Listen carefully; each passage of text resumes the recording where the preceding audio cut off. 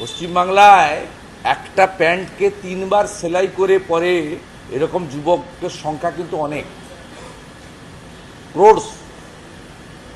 আপনি দেখে জিজ্ঞেস করুন যে রাজ্যে 2,15,00,000 বেকার, 9 বছর পরে এসএসসির পরীক্ষা হয়, তাও সুপ্রিম কোর্টের নির্দেশে।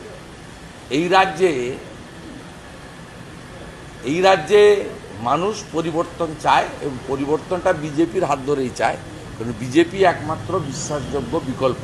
তার কারণ বিজেপি পরিচালিত রাজ্যগুলিতে যেই ব্যক্তিদের দ্বারাই মন্ত্রিসভা নিয়ন্ত্রিত হোক না কেন, পুরো নজরদারিটা থাকে নরেন্দ্র মোদীজির। এবং নরেন্দ্র মোদীজির দেশপ্রেম, জনগণের প্রতি তার যে মমত্ব এবং একাত্মতা, এবং সর্বোপরি তার যে অনেস্টি এবং ট্রান্সপারেন্সি, এটা নিয়ে তার বিরোধীরাও কখনো তার বিরুদ্ধে কোনোদিন আঙুল তুলতে পারেননি, ভবিষ্যতেও পারেননি।